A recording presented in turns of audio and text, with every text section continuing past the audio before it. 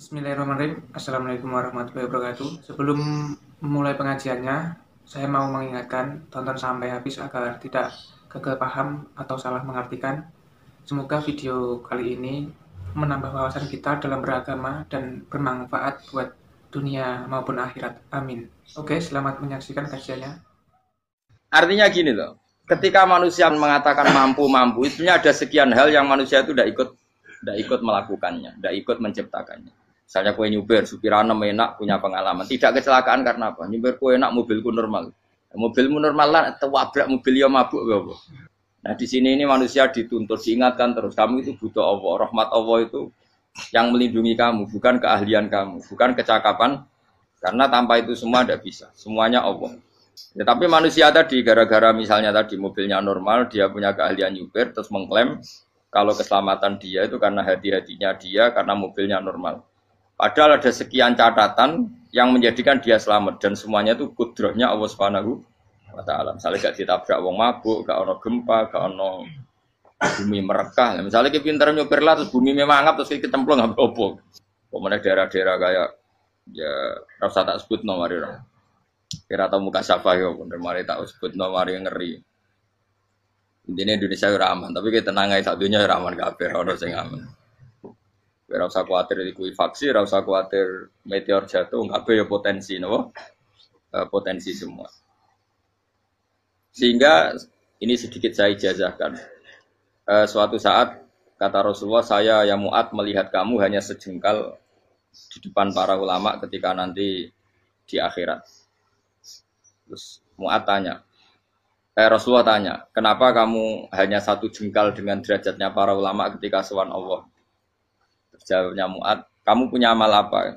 Terjawabnya Mu'ad, ya Rasulullah, saya tidak pernah melangkahkan satu kaki, kecuali saya tidak pernah yakin apa bisa melangkahkan kaki yang satunya. Dan saya tidak pernah mengunyah satu makanan, kecuali saya juga tidak pernah yakin apa bisa menelannya. Dan saya tidak pernah bernafas satu nafas, kecuali saya tidak yakin apa bisa nafas berikutnya. Saking dia tergantung ta'aluk semuanya sama kudrahnya Allah Subhanahu wa taala. Kalau kita ini kan sok. Kalau makanan sudah di depannya kayak pasti bisa makan. Kalau dia sudah sehat jalan seakan-akan pasti bisa meneruskan. Padahal 0, sekian detik gue melaku dihantam mobil ya selesai. Misalnya stroke ya selesai tidak bisa jalan. Sehingga para wali-walinya Allah itu orang yang filah gotin min lahadotagi, setiap kedipan dia, setiap perilaku dia itu hanya ta'aluk ambil Allah Subhanahu wa taala. Itu yang disebut ya ayyuhan nasu antumul fuqara'u ila. Nah, kemudian resiko makom ini, ya semua makom tak ada resikonya. Resiko makom ini itu biasanya dia lupa doa. Kenapa lupa doa? Karena doa itu terdefinisikan. Tak wari ilmu hakikat terus rungokno wis ra paham lah tak ulang no. Ya resiko ilmu saya ingatkannya. Ilmu itu kan ada dua. Ada ilmu yang karena didefinisikan. Dan itu akhirnya menjadi masalah. Sebenarnya ilmu itu tidak perlu definisi. Kedua ilmu yang kita rasakan. Misalnya gini, kalau sama saya tanya. Kamu pernah nggak minta jadi punya uang banyak? Nggak, tanya. Pernah nggak minta? Terus artinya minta itu apa? Terus kita mendefinisikan. Menengadahkan tangan. Bilang ya Allah saya minta uang banyak. Saya minta ingin beli mobil. Itu namanya apa? Tidak jauh saja. Doa kan? Itu kesalahan kita. Kesalahan kita mendefinisikan doa itu misalnya menengadahkan tangan dan memohon dan menyebutkan permohonannya. Permohonannya itu terus disebut doa.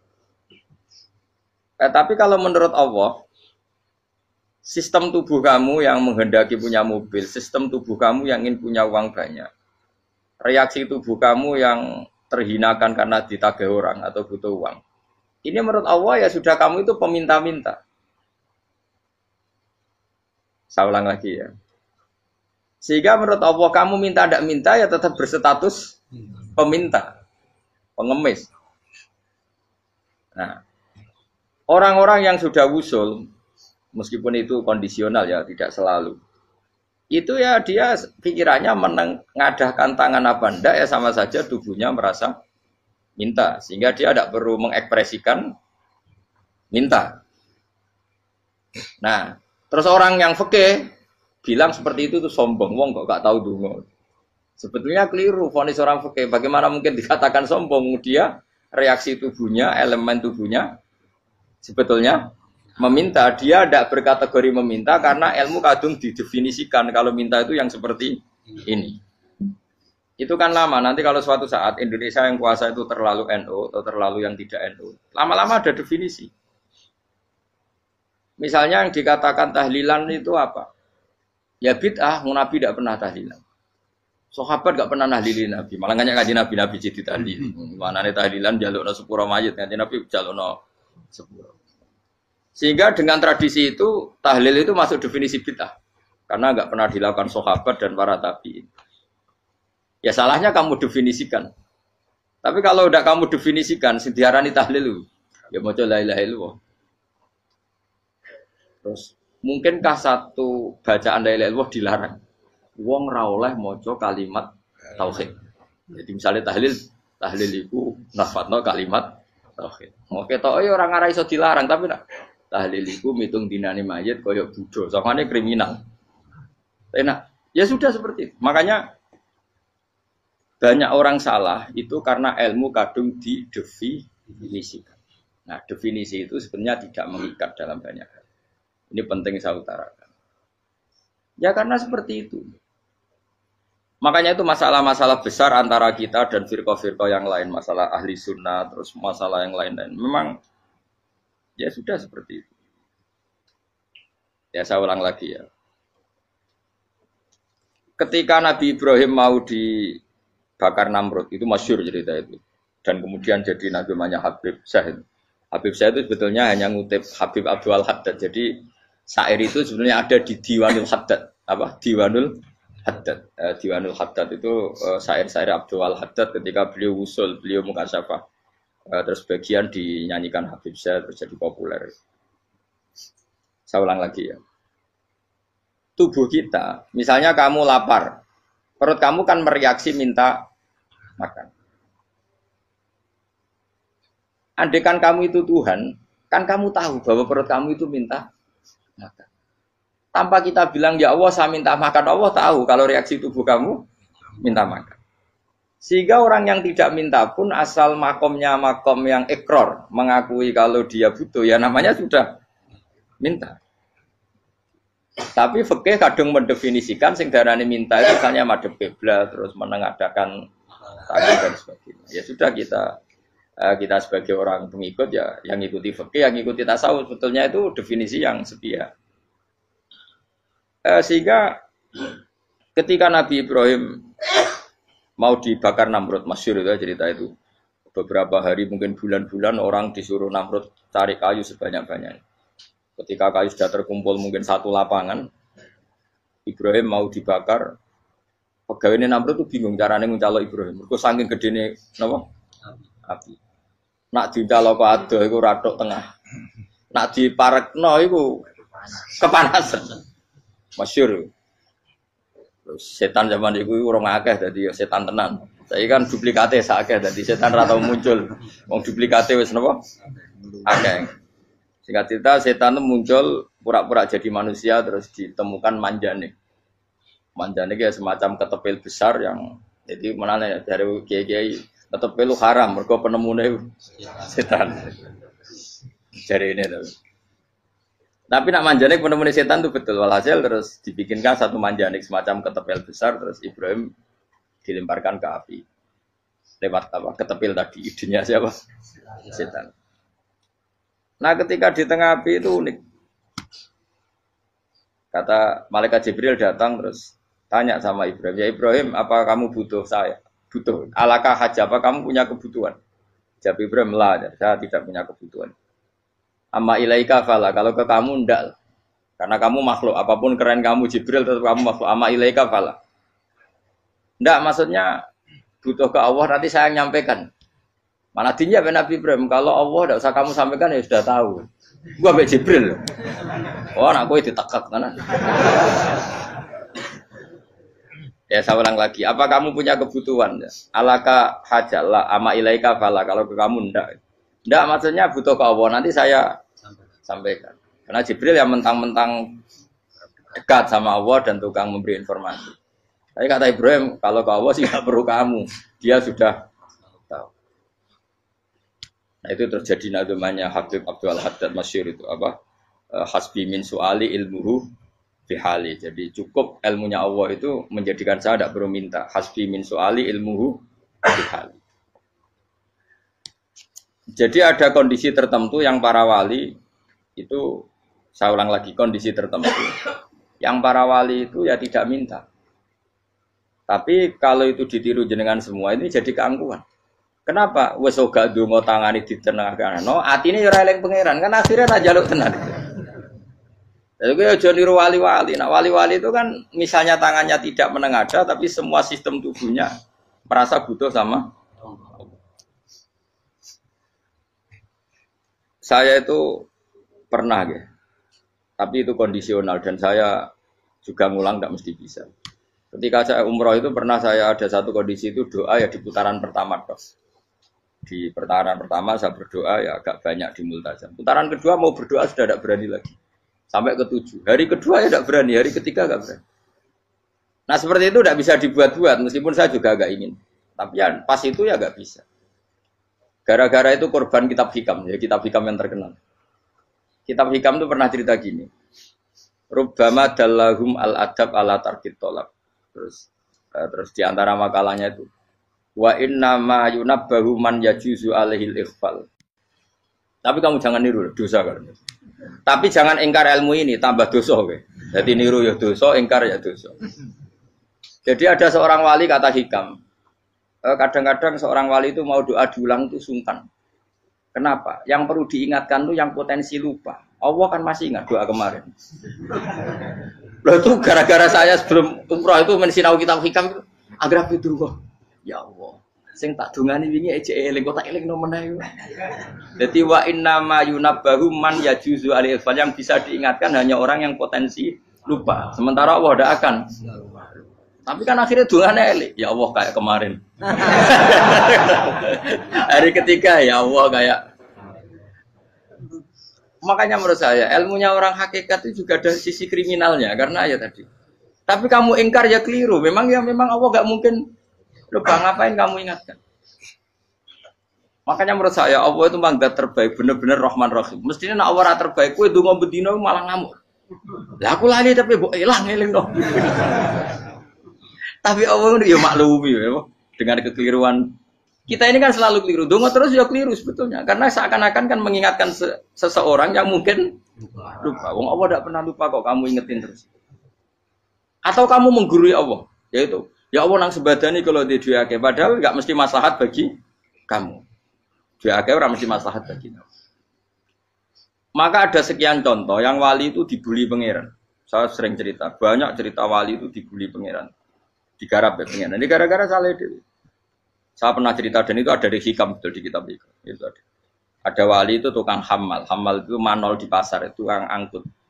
Jadi kalau ada orang bawa barang berat diangkut dia, terus misalnya kalau dulu mungkin ya ke kereta atau ke singkat cerita terus diupahi. Setelah dapat apa dia pasti pulang karena dia hanya butuh makan satu piring, karena dia tirakat makan satu piring untuk ibadah 24 jam. Singkat cerita dia ngeluh, ya Allah, kamu tahu, engkau tahu saya ini pecinta engkau, saya ini hanya butuh makan satu piring untuk kuat sholat. Tapi kenapa harus jadi juru manol? Berilah saya rezeki yang tanpa kerja. Nah, selang sekian hari dia dituduh maling, terus di penjara, terus dapat rezeki tanpa kerja.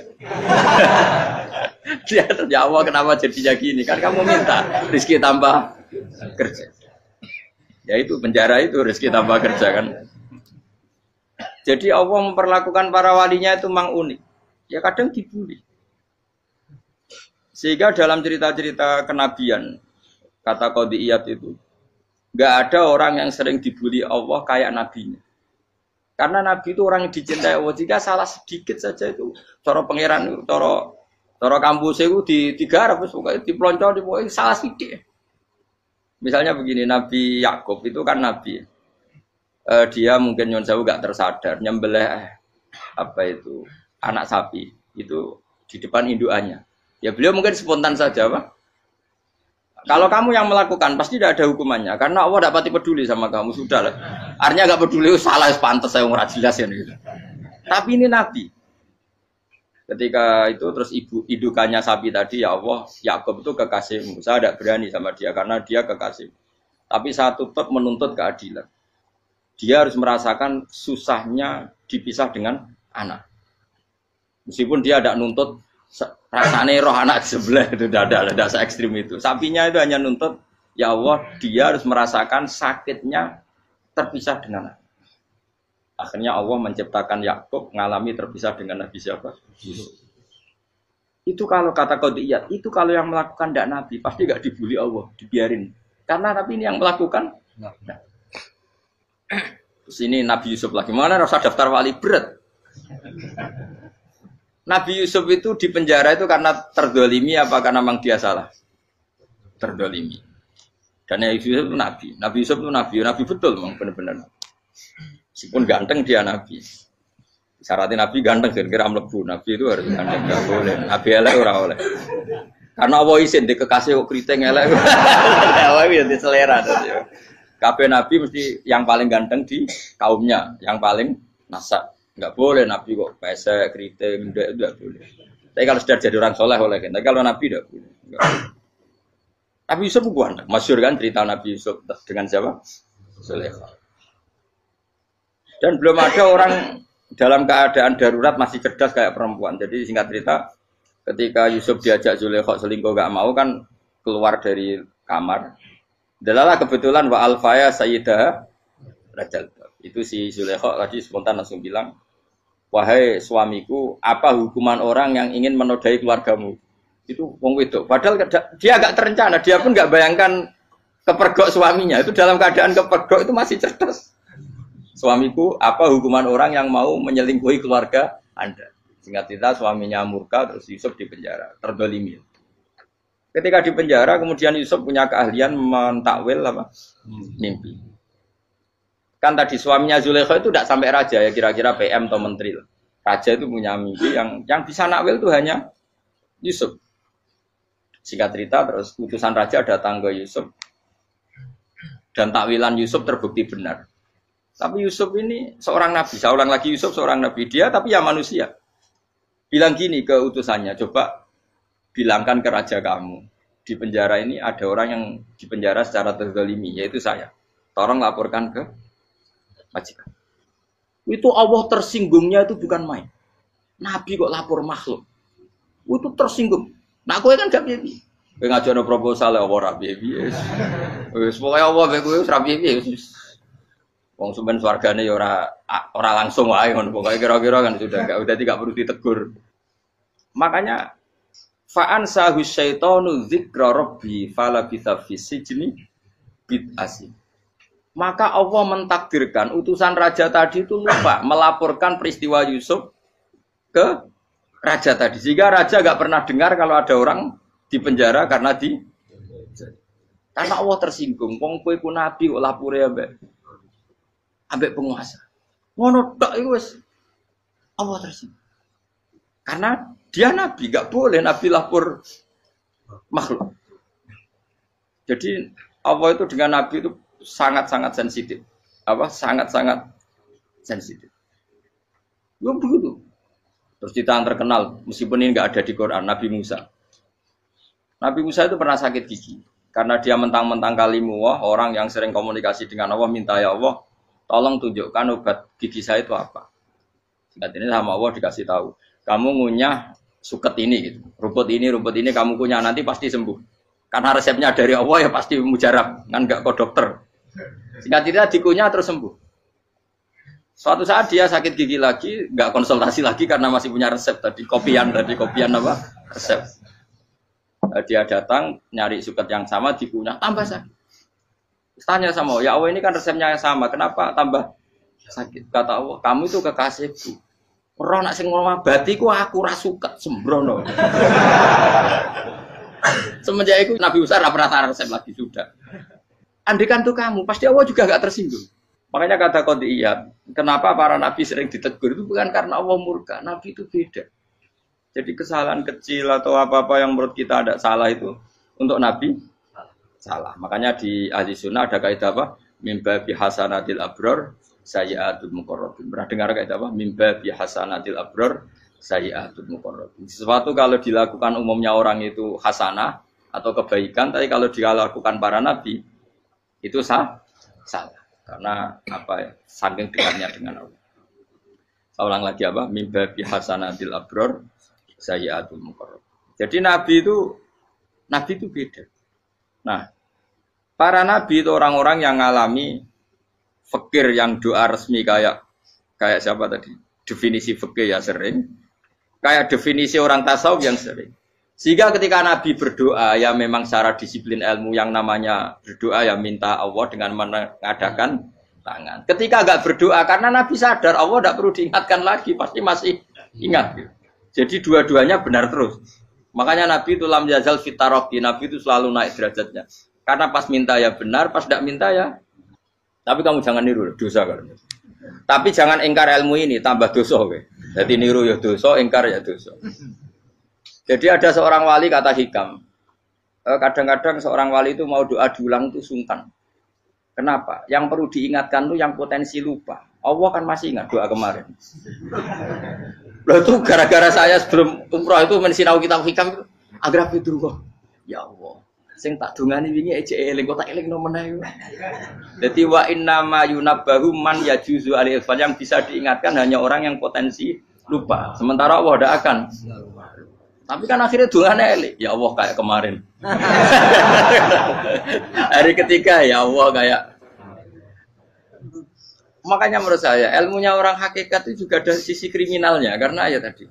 Tapi kamu ingkar ya keliru. Memang Allah enggak mungkin lupa, ngapain kamu ingatkan?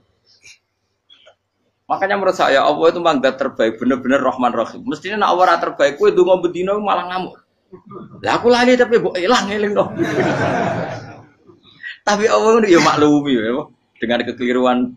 Kita ini kan selalu keliru. Donga terus ya keliru sebetulnya, karena seakan-akan kan mengingatkan seseorang yang mungkin lupa. Wong Allah tidak pernah lupa kok, kamu ingetin terus. Atau kamu menggurui Allah, yaitu ya Allah nang sebadani kalau di duake, padahal enggak mesti maslahat bagi kamu. Duake ora mesti maslahat bagi kamu. Kalau kamu turun terus, pas minta itu karena tomak kamu, hadun nafsi kamu, serakah kamu, tapi enggak tahu diri pantas ta ora dengan permintaan. Kayak gue misalnya jongo dadi wali, iso ora tersinggung. Bocah atau tirakat atau harus jadi wali. Tapi gak dongo ya Allah tersinggung. Kere ra tau dongo. Jadi orang kalau ndak wali itu sudah keliru terus. Ya kok di sepuro, tapi tak kira iku akeh salah. Ya jajal ke dongo wali kok sabtu kok dirjelang. Kira-kira Allah tersinggung ngopo nyembadani? Kira-kira tersinggung. Tapi misalnya kira tahu dongo kepengen kau Imam Syafi'i, apa yang tersinggung? Bocah ora di idola. Terus piye Gus? Piye kadung salah biasa wis. Wis bakat salah no. Bakat salah. Ini dongane sing gampang ae mesti bener. Rabbana dzalamna anfusana wa lam taghfir lana wa tarhamna lanakunanna minal khasirin. Saya pernah punya kitab dan kitab itu menurut saya luar biasa. Bahkan ketika adu bully itu, adu cara mahasiswa itu kayak pelonconan itu. Nabi sama Nabi pangeran itu dan itu sekali yang satu salah melakukan disiplin ilmu pangeran itu degradasi dan Allah memang mengancam gitu. Kalau kamu melanggar ini, la ahbiton namin diwanin nubuah. Nanti la amkuan namin diwanin nubuah. Kamu saya hapus dari buku kenabian. Tes-tesannya ya lucu. Biasanya begini. Kata Nabi Musa kan ditanya. Ketika dia khutbah ditanya orang. Siapa orang paling alim ya Nabi Allah? Sekarang orang paling alim itu siapa? Nabi Musa jawab, saya kan.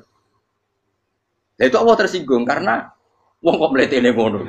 Tapi andai kan Nabi Musa kok jawab Fauzi itu salah, tambah salah meneh.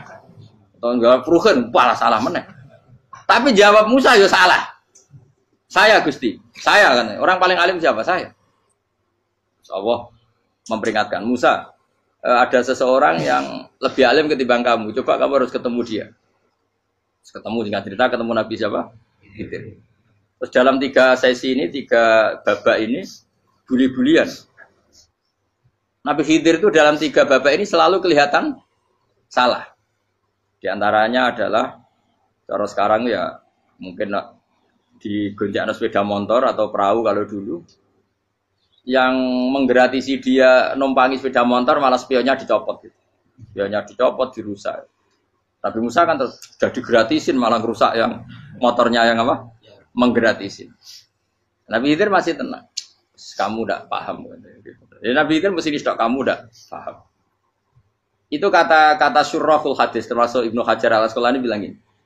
Setelah itu kedua membunuh anak kecil. Musa tambah marah. Anak yang belum punya dosa kok kamu bunuh. Sampai 3 kali ada 3 peristiwa. Itu kata syurrahul hadis. Andai kan Musa kok diam tidak protes, maka dia akan disalahkan Allah. Karena dia berarti membiarkan kemungkaran di depan matanya tanpa reaksi. Jadi sebetulnya ketika Musa berontak itu Nabi Khidir, Nabi tenan gitu. Jadi itu kan unik. Tapi berontak yo disalahno. Dadi angel sandi tes-tesan dadi nabi ku yo angel. Misalnya kok Nabi Musa itu koyok model santri Jawa Timur. Nabi Khidir salah, nggih nderek mawon. Ya ora nabi jero barang mungkar. Menengae. Berarti yo nabi goblok ngono kira-kira. Makanya memang Musa harus konsisten seperti itu, harus demo terus. Kayak saya misalnya sebagai kiai fikih, kiai ya harus seperti ini cara mulang saya. Enggak boleh saya misalnya terus anut mulang terus tawadhu, semeneng terus ora karu-karuan. Jadi andekan Musa kok tidak protes itu malah salah. Ya memang harus. Dan itu Nabi Khidir Nabi tenang. Makanya Nabi Khidir akhirnya respect. Tidak ada hati sebaik Abu Musa. Risi itu gak nyaman ketika melihat kemungkaran. Jadi itu sebenarnya poin. Tapi lucunya Nabi Khidir yang nyalan. Takkan dari rasa kok amen takok. Tapi yang disalah no. Ya aku cari Nabi Musa. Ya jajal, gawe peristiwa meneh aku tak sabar rata kok. Bareng. Kon jajal neh. Bareng dijajal ya protes meneh. Bareng protes meneh, tinggal 1 kali kesempatan. Kowe takok meneh wis ora dadi muridku. Dikasih kesempatan lagi, ya protes meneh dek numpat. Tapi itu justru itu menjadi kelebihannya Nabi Musa karena syarat seorang nabi adalah al-musara'ah ila inkaril munkar kata Ibnu Hajar al-Asqalani. Syarat seorang nabi adalah secepat ngingkari sesuatu yang mungkar. Enggak boleh. Ya toh kan misalnya kita jadi murid terus gurumu itu gandeng artis atau gandeng penyanyi dangdut. Nggih nderek mawon. Jare guru mumpet goblok. Tapi kowe ngloroi guru tersinggung. Ora roh hikmah iku. Kan bingung no. De guru ngene kok bingung no. Sale ke de guru jadab dorong Jawa Timur apa? Gurumu gandeng penyanyi dangdut. Reaksimu piye? Jek takok. Ayo loh, nak elek kan gak iri. Biasanya nak elek itu ra iri, sekarepmu Pak. Sing ayu, sing potensi iri. Kira-kira reaksi kamu itu milih derek mawon apa berontak? Golek nak gurumu wong alim mesti nak pasti meneng. Muridku goblok tenan, gak sensitif. Roh barang mungkar dilakukan di depannya kok tidak reaksi, tidak protes, geblek tenan. Tapi lucunya guru mau nak protes ya, gak duwe akhlak. Guru lagi senengnya kok ora oleh. Nah Nabi itu kan bully-bulian. Jadi Nabi Khidir dengan Nabi Musa itu tepat-tepat. Karena 2 orang ini sama-sama kekasih Allah. Itu Nabi Musa justru barokahnya itu dia tidak pernah kelasmennya di bawah Nabi Khidir. Semua ulama sepakat kelasmennya Musa tetap di atas Nabi Khidir. Sehingga yang berlaku ya tetap ilmunya Nabi Musa bahwa membunuh anak kecil tidak boleh, merusak perahu milik orang lain tidak boleh. Karena Allah tetap lebih respect dengan ilmunya Nabi Musa. Nabi Khidir tetap ilmunya nggak dipakai, meskipun dia disebut hakikat. Karena ilmunya Nabi Khidir ngani ngoyo. Ngani ngoyo wong ape mutusno ngenteni nginceng Lauh Mahfuz. Lah sing iso iku sapa? Barang ra mungkin kok. Makanya Nabi Khidir terakhir menutup kalimatnya wa ma fa'altuhu an amri. Dzalika ta'wilu ma lam tasbi alaihi sob. Aku dhewe nglakoni ini ya ora roh, wis ditakdir nglakoni ngene wae. Dadi Nabi Khidir ya ora paham. Jadi wa ma fa'altu an amri itu terakhir kira-kira artinya saya sendiri tidak melakukan ini karena inspirasi saya sendiri atau keputusan saya sendiri. Tahu-tahu saya ditakdir melakukan. Karena pas itu Nabi Khidir disetting semuanya dengan ilmu hakikat. Yaitu bayi tadi memang kutiba kafiron. Kutiba apa? Kafiron. Memang dia nanti kalau umur nganti tua ditakdir mati kafir. Daripada mati kafir nanti, ya sudah mati sekarang. Tapi nggak mungkin kan ada syariat daripada soben beling pateni ke cilik. Ya ora ono syariat, tetap ikut Nabi Musa. Makanya kata Ibnu Hajar Al-Asqalani itu uniknya Allah sama para wali-walinya. Wali ku klirullah itu tetep disenengi pengen. Terus pengenan nabi ini yo gejul-gejulkan yo pancen nak wong. Terus keempat kan. Tadi kan saya punya contoh 3, ini contoh keempat, ini terakhir. Kakean kok ilmu merah cukup tetap kalau bingung enggak. Nabi itu minggat itu boleh enggak? Tanpa pamit, minggat itu pergi enggak pamit itu boleh enggak? Enggak boleh. Rasulullah meskipun kayak apa disakiti di Mekah itu enggak pernah minggat, enggak pernah hijrah. Saya ulang lagi, karena butuh izin. Tapi Allah pernah punya kekasih yaitu Nabi Yunus. Nabi siapa? Yunus. Itu Quran meredaksikan yang abako. Abako itu terjemahnya apa? Minggat. Kalau pergi itu dahaba. Tapi ini Allah meredaksikan itu abako. Abako itu ya minggat. Nabi Yunus itu dakwah di daerah Nainua ya. Nainua itu ya Babylon sana. Kampungnya namanya Nainua. Ya daerah Babylon. Babylon itu kalau di geografis modern ikut Irak. Ikut mana? Irak. Jadi Kufah, Basra, Babylon. Terus siapa itu yang ngalahkan pasukan Yahudi dulu itu Buktanasor, Hebuket, Nazir itu ikut mana? Babylon apa? Babylon. Bama unzila alal malaka ini di Babila Harutama. Makanya kalau ulama-ulama melihat Irak kacau sampai sekarang itu tidak kaget. Irak itu ardun mal'unah kalau di kitab-kitab. Bumi yang memang sudah terlaknati mulai dulu. Sehingga ketika ada kasus Saddam Hussein sekarang itu ulama tidak kaget. Zaman Rasulullah Sugeng itu Irak itu termasuk sudah bumi yang guna keazala. Jadi di sana pasti banyak fitnah. Fitnah pertama yang dicatat sejarah adalah Mautul Husain apa? Kabudutnya Said siapa? Husain di Karbala. Era Imam Syafi'i adalah zaman mifnah, ulama dibantai karena dipaksa mengatakan Quran apa? Makhluk. Terus konflik-konflik sampai era Saddam Hussein terus era sekarang jadi. Nah kita ini ulama sebenarnya tahu tarikh itu. Tapi di era modern kan dianalisis karena campur tangan ini itu ya sudah lah. Sebab goblok naik daripada ngebantah-bantah malah rakam. Ibu goblok, ibu pinter. Nah sekarang kan analisisnya kan, wah ini ada campur tangan pihak ketiga diciptakan nih sauni ini. Ya kalau intelijen harus ngomong seperti itu. Kalau kita seperti ulama memang dari dulu dicap Nabi hunalika az zalasil wal fitan. Saya teruskan. Nabi Yunus itu dakwai kaumnya itu lama sekali dan tidak iman. Nah semua nabi kalau kaumnya tidak iman itu diberi hak Allah ngancam akan adanya azab apa? Ngancam akan adanya azab. Nabi Yunus ngomong gitu terusin. Nanti kalau kamu tidak iman itu pasti kena azab. Anggap saja dia ngancam gitu sudah berbulan-bulan. Singkat cerita, azab baru tinggal 3 hari lagi. Ayo nang iman, tinggal 3 hari lagi. Ya kira-kira dia ngomong misalnya Ahad, berarti Ahad, Senin, Selasa, atau kamu milih Selasa ya Rabu, Kamis. Singkat cerita Ahad itu dia gak kuat. Wah semuanya kurang telung dino kaumku tetap orang iman. Mangkel asal, minggat deh. Minggat itu jadi mau minggat kan gak punya tujuan, so asal pergi jauh saja. Ada perahu, sekenanya dia naik saja. Namanya minggat nih. Kalau bawa bekal terencana, bawa visa paspor kan plesir namanya. Jadi minggat itu ya gak, ya sekenanya gak persiapan. Singkat cerita sampai ikut perahu nelayan tadi terus zaman itu ya ada mitos kalau ada gelombang yang nggak wajar pasti ada orang minggat. Terus ditanya siapa yang minggat Nabi Yunus kan orangnya jujur saya katanya. Ya sudah yang minggat harus dicemplung no. Ya, terus ada yang agak baik ya jangan gitulah. Ini kan kita semua butuh selamat. Dudi dulu. Terus Dudi satu lagi ketemu Yunus. Coba mungkin salah udahnya Dudi lagi ya ketemu sampai 3 kali ya ketemu Yunus. Makanya fasahama fakana minal mudhadis yuji dia kalah kemudian tenggelam. Fal taqamahul khutu wa huwa mulim. Terus dia diuntal ditelan oleh ikan nun. Nah, di situ ikan nun digambarkan saking besarnya itu. Nah ini uniknya Allah sama kekasihnya. Sudah Allah menyalahkan tapi unik. Ikan ini kan itu sama Allah dikasih instruksi. Kamu nggak boleh makan dia. Dia kekasih saya. Terus ketika di tengah di perut apa?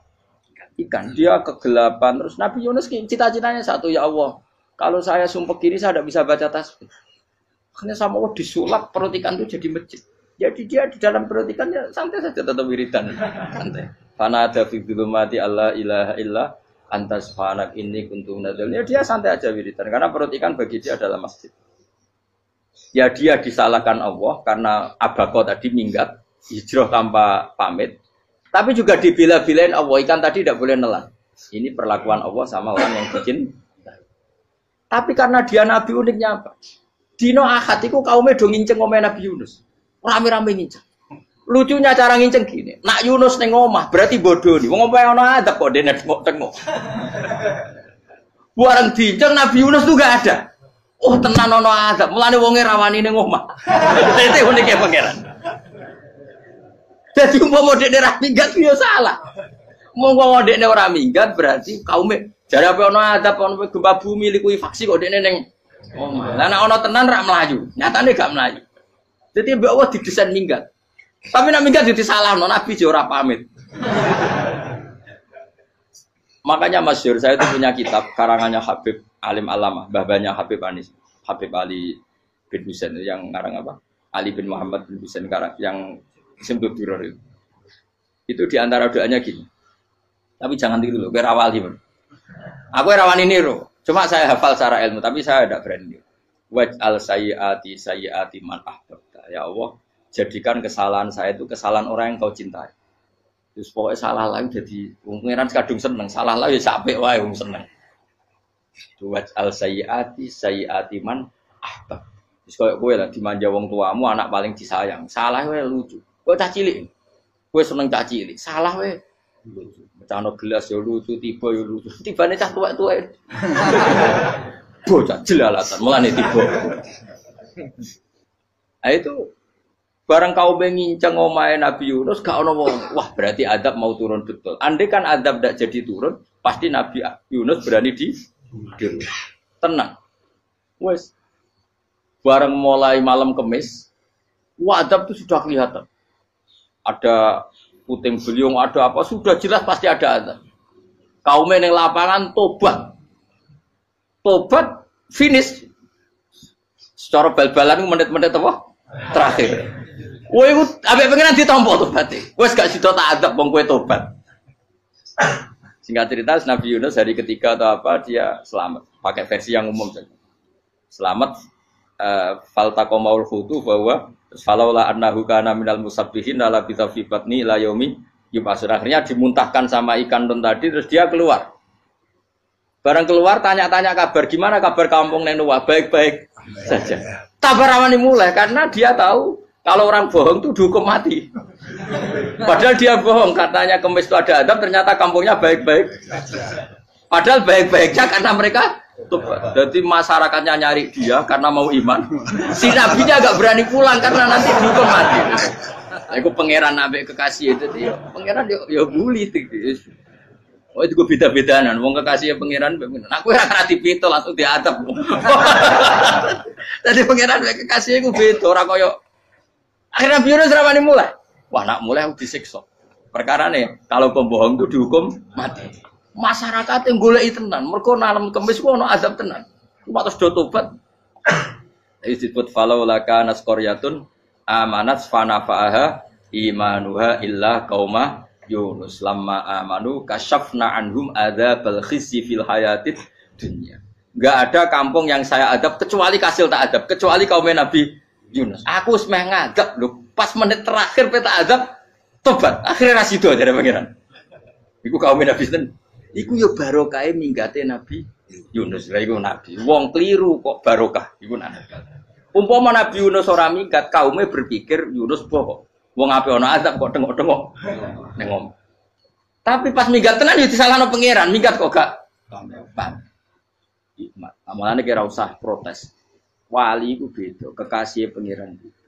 Itu sama dengan sing dialami Rasulullah sallallahu alaihi wasallam ning Sulhul Hudaybiyah. Semua perjanjian itu salah secara hukum fikih. Bukan salah lagi, sangat salah cara ukuran fikih. Sehingga semua sahabat itu protes kecuali Abu Bakar As-Siddiq. Cuma semuanya ngomong Umar, tapi semua sahabat akhirnya ya. Coba di antara perjanjian gini. Pertama kan enggak biar sampean enggak terlalu jadi teroris, enggak terlalu jadi ekstremis. Memang ya usah jadi teroris, ya usah terlalu jadi teroris. Semua itu mungkin, Kang. Ning dunia semuanya mungkin. Singkat cerita Nabi itu sudah di Hudaybiyah. Hudaybiyah dengan Mekah kan tinggal sekitar paling 40 kilo. Saya pernah itikaf di masjid yang pernah dipakai Hudaybiyah. Kan sekarang jadi mikot ya, termasuk mikot umroh di Mekah kan apa? Hudaybiyah kan mikot di yang terkenal kan apa? Jirona, Tanim, Hudaybiyah. Itu perjanjiannya tuh gini. Perwakilan dari Quraisy namanya Suhail bin Amr, siapa? Suhail bin Amr. Perjanjiannya gini, Muhammad kamu tidak boleh masuk Mekah. Kamu boleh masuk Mekah itu tahun depan. Padahal Nabi sudah bilang ke para sahabatnya, ayo kita umroh. Dan diberi hak umroh. Tapi setelah sekitar 40 kilo masuk Mekah, dicegat sama orang kafir Quraisy. Lah, Nabi ya sakit tenan. Nabi kadung mentafsir, memberi berita gembira, saya mimpi, kalian masuk tanah haram, amini namu khalikin, aman semua. Semuanya bercukur gundul atau mencetak rambut. Pokoknya, kata sahabat senang sekali, karena mimpi Rasulullah tidak pernah apa? Tidak pernah salah. Bareng di situ, di antara perjanjiannya, hadza ma kataba ali Muhammad Rasulullah. Ini perjanjian yang ditulis Muhammad Rasulullah. Kata Suhail, hapus kata Muhammad Rasulullah. Kalau saya tahu kamu Rasulullah tidak saya perangi, tulis Muhammad bin Abdullah. Kata Rasulullah, ya Ali hapus tulisan Muhammad Rasulullah. Kata Ali, tidak saya akan menghapus setelah Muhammad Rasulullah. Tapi Nabi unik. Hapus gak popoli, masih hapus aku tetap Rasulullah. Wong tulisan wae. Jadi Nabi ya rileks saja. Tapi Ali katanya, fawwama ana bimakhihi abadan. Saya tidak akan menghapus tulisan itu selamanya. Kata Nabi, kowe nek ora gelem ngapus, tanganku didono, aku sing ngapus. Nabi kan umi tidak bisa baca terus. Tangannya Nabi sendiri yang dilewatkan Ali ke tulisan itu sehingga terhapus. Nabi ya rileks. Wong tulisan wae aku ora ditulis Rasulullah ya tetap Rasulullah. Nabi masih rileks. Terus perjanjian kedua, kalau ada orang kafir Quraisy masuk Islam harus dikembalikan. Karena berarti keluar dari habitat.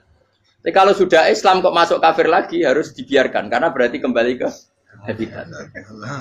Nabi bilang, ya nggak masalah. Semua perjanjian itu merugikan Islam. Itu secara fikih pasti salah. Akhirnya Umar itu protesnya keras sekali. Ya Rasulullah, apa engkau masih Nabi? Utakai sengak. Apa engkau masih Nabi? Dan Nabi siapa santai bala ya saya masih Nabi. Tapi kenapa kamu hinakan kita dan memberikan kehormatan pada orang-orang kafir itu? Jawabnya kan Nabi lucu.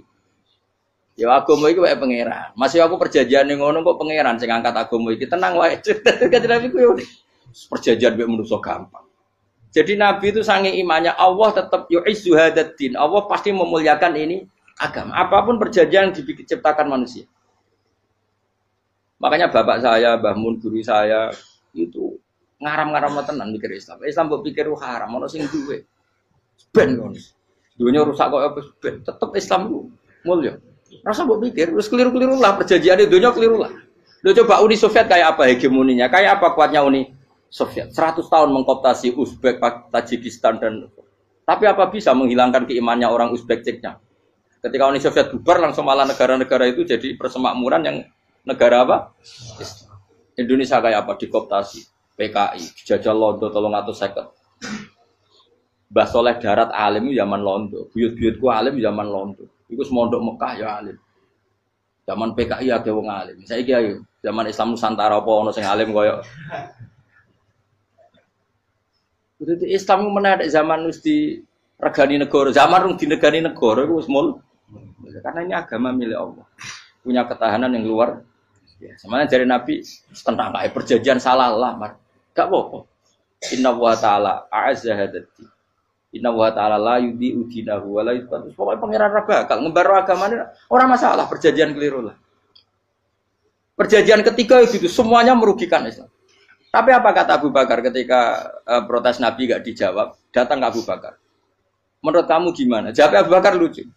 Makanya ini menunjukkan makanya kenapa ahli sunnah berkeyakinan afdhalus sahabat itu siapa? Abu Bakar. Jawab Abu Bakar. Wes samar, perjanjiannya keliru lah, wes keliru lah. Kayak gremeng-gremeng santai gremeng. Tapi la tadkhul bainahu wa baina habib. Kamu jangan masuk wilayah itu hubungannya orang yang terkasih sama kekasihnya. Wes gak masuk akal lah, mending menengah. Ya sehingga ya sudah Allah. Ternyata nah perjanjian keempat ini yang agak Nabi hanya minta gini toh. Itu saya turuti semua, tapi saya minta satu hal kata Nabi. Bolehkan diskusi tentang Islam terbuka. Makanya diskusi terbuka itu baru kata Nabi. Jangan larang orang mendiskusikan Islam. Itu dok mintanya. Oke, dari Suwel, diskusi wae pikirannya Suwel kan, diskusi wae. Enggak masuk Islam, diskusi.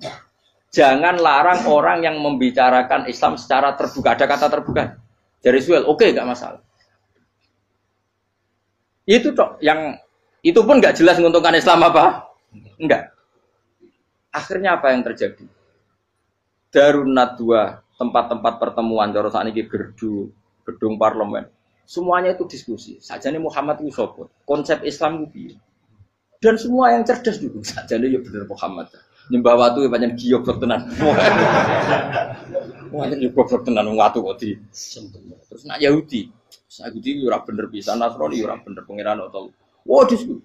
Suwe-suwe hasil diskusi sepakat. Pancen yo tetep bener Muhammad. Tetep bener Muhammad. Akhirnya hasil diskusi itu akhirnya mereka membatalkan perjanjiannya sendiri. Perkara ini baru kayak apa? Malah Nabi ketika Bali di Medina, Umar sempat protes ning dalam. Oke ya Rasulullah, saya nerima konsep Anda, tapi saya menyisakan satu pertanyaan. Jadi jenengan niku ana ayat sing nurjukna la tadkhulunal masjidal haram insyaallahu aminina muhalliqina ru'usakum. Lah kok nyatane ra sida mlebu Mekah, malah kita terusir kembali lagi ke Medina. Lha iku Nabi yang agak lucu ngendikan.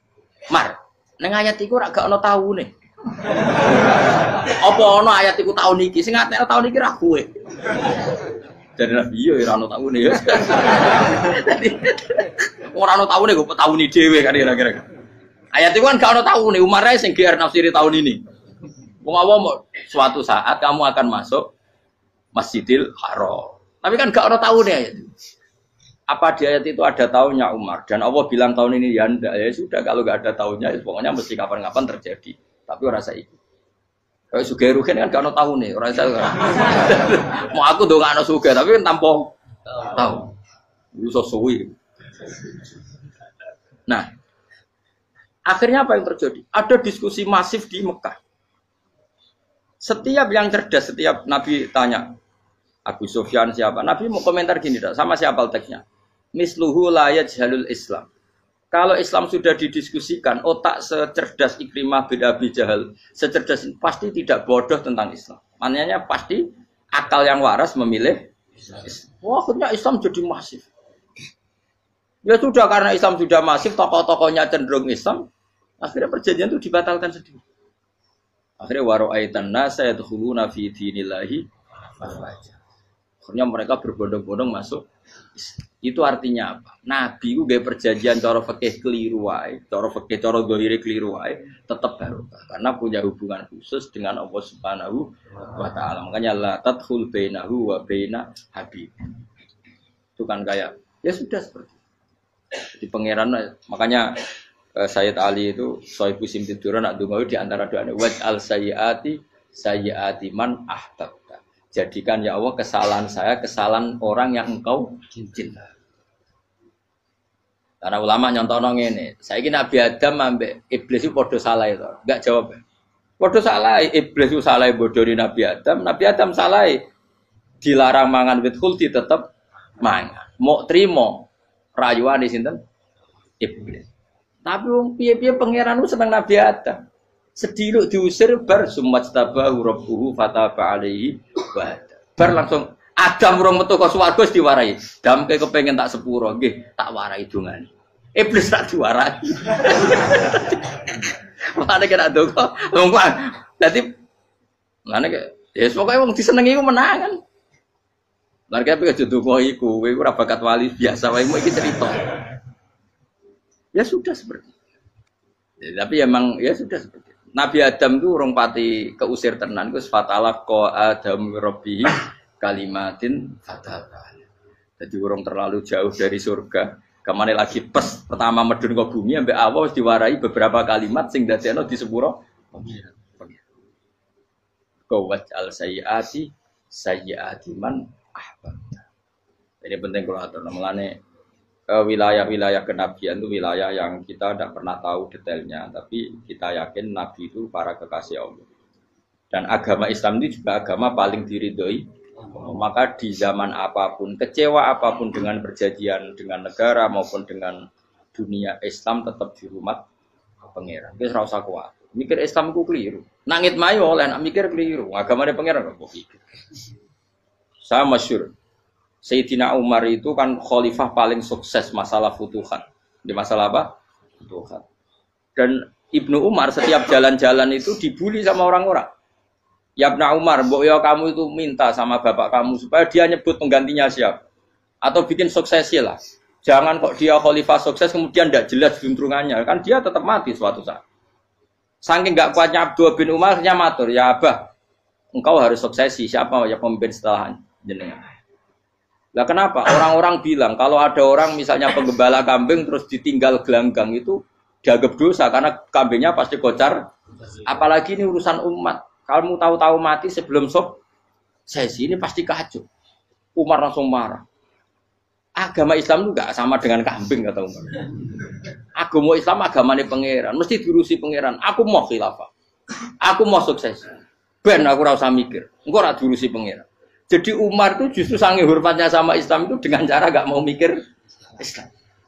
Gak mikir berarti gak khidmah ya, tetap mengkhidmati Islam. Seperti saya ini kan yang khidmati Islam lewat mulang. Tapi aku ora tahu mikir nasib Islam. Islam ora kondang piye.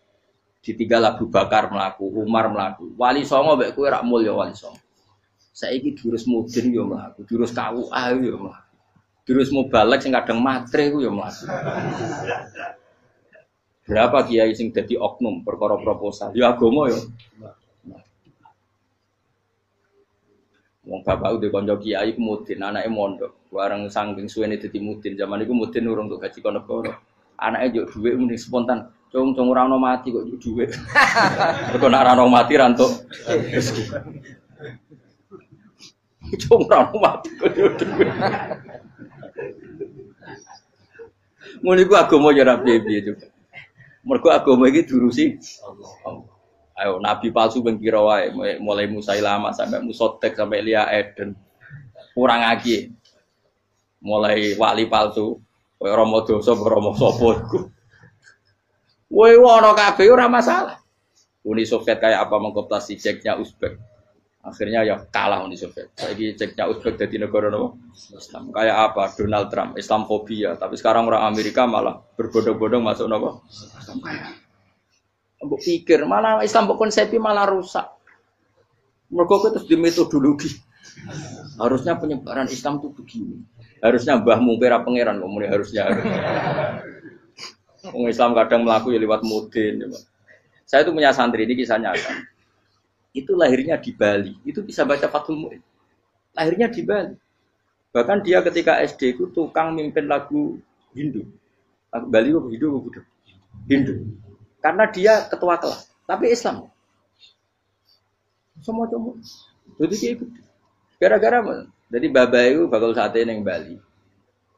Ya bakal sate, berhubung sukses, ponakane misalnya ini diajak orang Madura kan gitu. Aslinya orang Madura.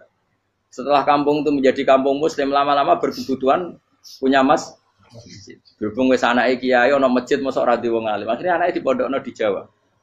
Pondokno di Jawa iso maca muin terus ngaji sama saya. Jadi saya iki ning Bali kok ana wong ora ya ana santri di Bali maca Fathul Muin. Ning Jawa kadang wong ora iso maca muin. Jadi terima bakal sate muter. Kayak Islam di Indonesia gara-gara pedagang Gujarat, meskipun sejarah itu diperdebatkan ya gara-gara dagang karena mereka Muslim ya akhirnya menyebarkan apa? Jadi semudah itu Allah. Termasuk konflik Ali bin Muawiyah itu barokahnya sama susahnya konflik itu masih banyak barokahnya. Sayyidina Ali sama Sayyidina Muawiyah karena kita ahli sunnah ya tidak menyalahkan salah satu madzhab ahli sunnah. Itu barokahnya beliau konflik itu banyak sahabat yang migrasi. Ada yang ke Cina, ada yang kemana-mana. Termasuk yang diyakini para sejarawan ada yang ke Selat Malaka. Termasuk akhirnya sampai ke Baros itu. Barokahnya orang nggak nyaman di Yaman itu di Syria sama di Irak. Akhirnya Islam oh sudah. Andai kan nggak ada konflik itu, mungkin penyebarannya juga lama. Makanya saya bolak-balik bilang, setan itu ono goblok. Gomko ora melok ngaji saiki. Setan ora goblok piye. Kalau ada anaknya kiai 5 lanang kabeh sih, alim kabeh iku didu. Mergo rebutan pondokin Hindu. Aslinya pondok satu titik di desa itu. Misalnya yang beduan ya di Medan. Gara-gara tuh konflik itu terus sing sitok minggat ning Kalimantan. Gara-gara anak kiai yo gawe pondok ning Kalimantan. Sitok minggat ning Sumatera, anak kiai yo gawe pondok ning Sumatera. Cara setane gak ngedu, malah pondok tetap satu titik. Tapi setan iku goblok ora roh, akibat ngono iku ora roh. Akhire dulur didu menyebar. Lah wong saleh menyebar ning ndi menyebarkan sujud, menyebarkan Jadi setan yo ana goblok, muga-muga ora ngaji, muga nak ngaji dene roh, ana ngono ora usah ngono. Andai kan tidak diudik kan satu titik. Nggih betul. Tapi setan niku nek ana wong saleh iku didu. Nak didu ana sing kecewa minggat. Lah mingate wong saleh ndak ape gawe apa? Mosok ape gawe dugem. Lalu kula anggere wong saleh tukaran Gus iku tukaran gara-gara tukaran sak minggat ning Papua ya alhamdulillah. Apik.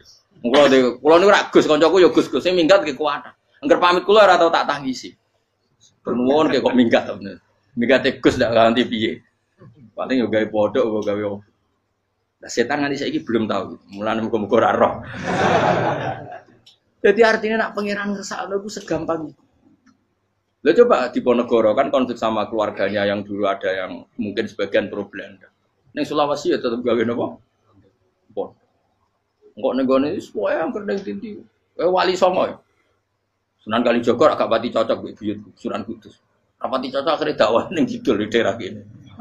So akhire ono ya mono dakwah rong khatam terus dadi Islam macam-macam. Saja terus no. Tapi ya barokah iku ana Islam tok Tingkir, tok Solo, tok Jog. Cara rapati tukaran ya Sunan Kalijaga men ngewangi Sunan Kudus, Sunan Bonang ning gone. Berhubung barokah tukaran sithik-sithik. Jadi bahasa saya itu buyut-buyut itu Sunan Kudus itu luwih dukung Arya napa? Penangsa. Sekali Joko dukung wong kene itu. Towijoyo. Pokoknya ora usah terus-terus. Wah saiki wong Jogja diulang Kudus. Buyut-buyut kula itu dianggo Kudus. Wis ora usah dijero-jero. Jelas barokah. Mau ora tukaran ya utak-utak ning Pantura. Barokah tukaran ya to. Jadi itu. Tapi ora usah terus nang ngono tukaran barokah ora usah muni ngono. Pokoke nek pengangeran sing ngersakno kabeh baro. Tapi ora usah diciptakan. Ana suami istri pegatan terus. Ya kadang ya barokah sing wedok untuk bojo luwih bener. Akhire alhamdulillah saiki bojo apik. Padahal sing lanang tau GR, mak pegat iso apa ya piye malah apik. Iku pangeran. Makanya mikir Islam yo mikir. Sekarang kan ndak orang terlalu semangat Islam terus dia konsep Islam harus menguasai negara, akhirnya memaksakan jadi pemimpin. Jadi Islam harus kultural, akhirnya kejauhan Islam. Muat Islam kudu kaya, jebule kedunyan deknane.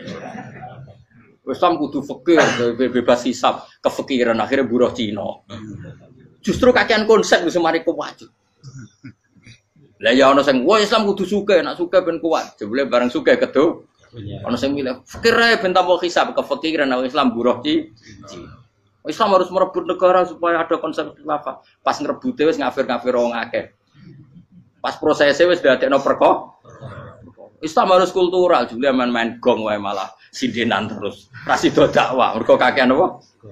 Kultural. Ora usah dikonsepis ben mlaku. Pangeran dhewe sing ngatur Islam. Kayak apa agama ini pernah ditinggal orang-orang terbaik? Mulai para sahabat tabi'in sampai wali songo, nyatanya tetap berjalan.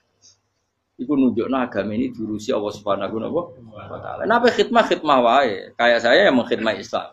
Khidmah itu berbakti memberi pelayanan pada Islam. Tapi ora usah ngrasa mimpin apa Islam, apalagi membuat konsep untuk Islam.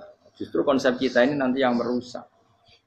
Karena tadi ngendikan ulama-ulama wa inna minal ilmi la jahlan. Kadang ilmu itu tetap melahirkan kebodohan. Kenapa? Ketika ulama ditanya, innalil ilmi tuhyanan katuhyanil mal, karena ilmu itu punya keangkuhan, kelajutan kayak lajutnya harta. Misalnya gini, saya seorang faqih. Ditanya sesuatu yang tidak mendesak pun saya jawab hanya karena mempertahankan kredibilitas saya sebagai seorang faqih. Padahal jawaban saya itu malah bahaya bagi Islam. Misalnya gini, contoh gampang. Ada orang misalnya Ruhin baru tobat, dia sholatnya salah, rukuknya salah. Terus saya ditanya sama Fauzi, ke sholatnya Ruhin siapa enggak? Wong dia enggak memenuhi syarat dan rukun. Tentu saya sesuai disiplin fikih saya bilang tidak sah. Karena sujudnya ngongkrong atau dia sholatnya fatihahnya ada. Padahal andaikan saya ada jawab lebih baik. Karena apa? Bisa saja menurut Allah sholatnya dia agak sah secara fikih tapi diterima Allah. Karena dari tidak sholat menjadi sholat.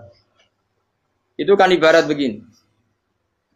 Orang makan tela yang agak-agak beracun, tapi tidak racun yang mematikan. Itu baik apa enggak? Ya tidak baik jawabannya. Tapi kalau bandingannya daripada tidak makan sama sekali, tentu baik makan. Nah, kesalahan itu yang makanya kata Imam Ghazali, kesalahan itu yang dialami para fuqaha mu'asirun sekarang. Setiap pertanyaan itu dijawab. Dan ironisnya karena sesuai disiplin. Ya tidak bisa. Makanya saya pernah punya teman divonis dokter 2 bulan lagi mati. Terus teman itu gak doyan mangan. Tapi sarannya dia hidup kalau ada obat dari Jerman. Kalau ada obat dari Jerman dia hidup. Kalau enggak ya mati kan. Tak tili mati kapan? Ini kabare rong wulan. Sesuk wis sopan rong wulan. Lho Gus rong wulane cepet kok malah sesuk. Kowe iku iman mulai cilik. Memangnya mati iku enggak rong wulan kasih wae sesuk iso wae engko. Wong pangeran sing di otoritas nyawa ora jajeni 2 wulan 3 wulan kok dokter jajeni ke percaya aneh-aneh wae. Sik tak takoni Israel lah meniku. Iya, orang mesti bener kok tak imani. Lah iya kok.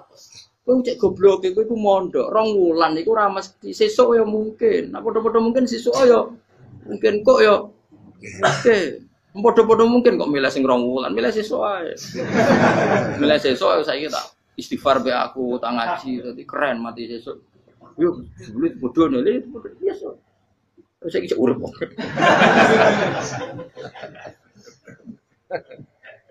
Ya karena tadi sesuatu yang enggak otoritasnya itu kita ini kan jadi orang aneh. Agama mulai dulu mengajarkan kita beribadahlah kepada Allah seakan-akan kamu mati besok. Nak kowe santri tenan tanpa diancam mati 2 wulan iku nek enak ibadah kok mati sesuk 2 wulan iku kesuwe. Lho kula nganti saiki perasaan kula nggih urip sedina. Mulane kula di dhuwit 200.000 cara kula nggih kathah. Urip nganti sesuk ya di dhuwit 200.000 cek aki ya. Ana wong butuh dhuwit akeh mergo nyongkone urip suwi. Ilang. Kita ini butuh. Makanya kula suwun-suwunnya anut para nabi dan kalau ada kesalahan para wali, para nabi, itu kesalahannya apa? Mimba bi hasanatil abrar sayyiatul muqarrabin. Jadi nabi itu karena hubungannya dengan Allah sangat apa? Dekat. Sehingga hal-hal yang cara dohir itu salah, tapi itu menjadi berkah. Dan kita tidak pernah kayak apa sulhul apa Hudaybiyah. Makanya kata Abu Bakar, enggak ada sulhun a'dhamu minal Hudaybiyah. Enggak ada perdamaian yang lebih afdal ketimbang Hudaybiyah. Makanya saya itu termasuk ulama yang setuju, misalnya di McGill di Amerika atau di Kanada itu kan ada Islamic Studies. Saya pernah ditanya, Gus, kalau ada sekolah perbandingan agama, menurut kamu setuju enggak? Saya bilang enggak masalah. Yang penting asal yang dikaji itu Islamnya, bukan orangnya. Kalau yang dikaji orangnya ya copet Indonesia ya Muslim. Kadang koruptornya ketua partai Islam. Wonge kan macem-macem. Yang dikaji Islamnya loh, asal yang dikaji Islamnya. Jangan orangnya. Orangnya bulet-bulet. Wah, juara lah no. Juara. Karena pikiran saya niru Hudaybiyah. Ketika Islam didiskusikan secara masif, tetap yang unggul itu Islam. Makanya Rasulullah minta, enggak apa-apa, semua perkara saya setujui, cuma jangan larang orang mendiskusikan Islam. Artinya di Mekah, di Darun Nadwa, di pojok-pojok kampung, di perapatan-perapatan orang tanya, sebetulnya Muhammad itu maunya apa? Mereka ada yang bilang, ya Muhammad kepinginnya wong nyembah pangeran. Pangeran itu apa sih? Gaya langit bumi. Akhirnya sing situ, iya, pangeran di pantas sing gawe langit bumi, pangeran ora tau saya apa-apaanan. Soalnya sing mulai cerita, iya aku tahu nyembah, pas duyoi luwak. Sampai aku izin pangeran duyoi. Soalnya sing cerita meneh, aku tahu pas nyembah, pas tangannya coplok. Wah itu cerita kenaifan-kenaifane pangerane. Ya gara-gara boleh dulu nggak boleh dilarang oleh negara. Negara itu pinterin Nabi ya, mau aku jaluk orang boleh mendiskusikan. Karena kalau didiskusikan pasti ja'al haqqu wa zahaqal. Mun kula terusna. Inna wa yusmi'u may yasha wa ma anta bimusma'in man fil qubur. Fa alam tarono ta ora ngerti sira eta alam tekse ora ngerti sira ana wa ing satuna wa ta'ala iku anzala nurono sapa Allah minas sama'i sanging langit. Awan nurono ma'an ing banyu. Fa akhrajna mongko ngetokno sapa ingsun. Fi tetep ing dalam dawa akhrana iltifatun ta iltifat. Iltifat itu pindah anil ghaibati sanging dhamir ghaib. Mestine kan fa akhraja. Tapi dadi napa? Fa akhrajna. Harusnya kan Allah menurunkan hujan dari langit kemudian Allah mengeluarkan beberapa buah. Tapi diganti apa? Fa'akhirnya, kemudian kita Allah maksudnya. Kami Allah menurunkan bihi sebab anane mak samarot ing boro-boro buah. Mukhtalifan ingkang werna-werna apa alwanuha pira-pira wernane samarot. Maksudnya Allah ingin menunjukkan kekuasaan. Sekarang orang sama-sama dari sperma. Ada yang kafir, ada yang mukmin, ada sing kriting, ono sing bangir, ono sing elek. Anggap aja kayak buah. Buah itu dari tanah yang sama, dari air yang sama. Kemudian melahirkan buah yang beda. Memangnya misalnya buah sing kecut ya ning bumi Indonesia. Pinggirnya ditanduri pelem manis ya ning bumi Indonesia. Mestinya kan kalau buminya sama kan nak kecut kabeh, nak manis. Tapi ternyata enggak. Allah bikin buah yang macam-macam rasanya, macam-macam warnanya dari tanah yang satu, dari air yang satu.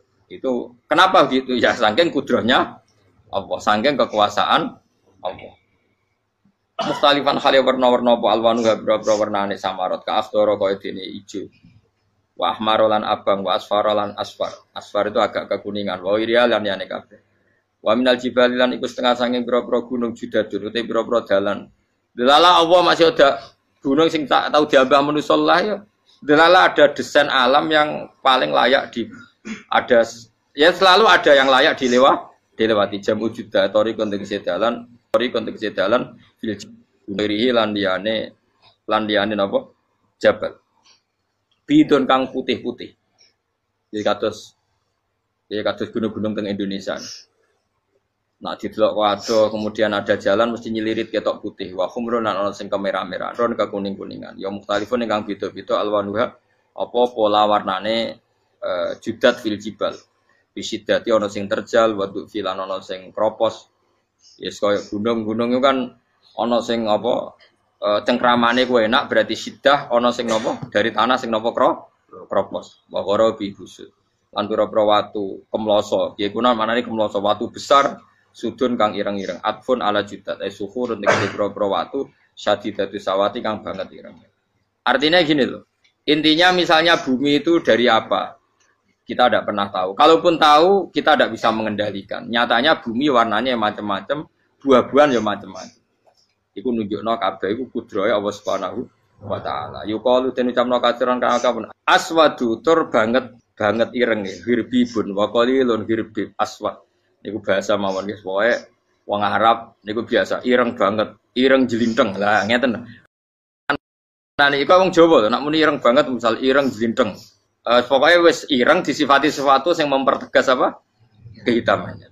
Wa minan nasilan setengah saya manusa wa dawabilan pira-pira napa kewan.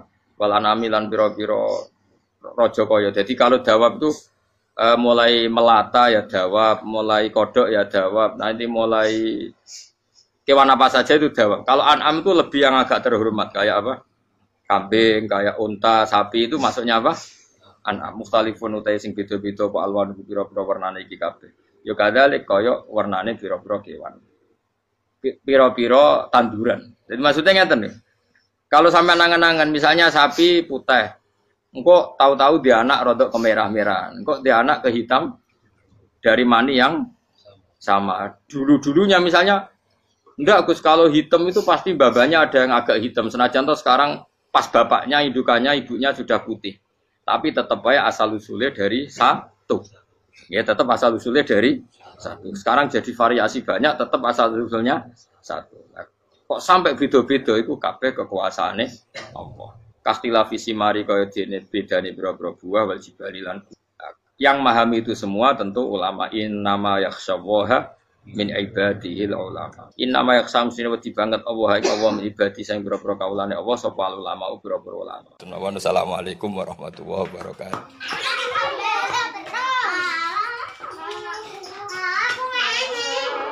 Alhamdulillah itu dia kajian dari Gus Baha. Semoga bermanfaat dan kita mendapatkan barokahnya. Amin. Tunggu video dari kami bersama Gus Baha. Dan sekian, wassalamualaikum warahmatullahi wabarakatuh.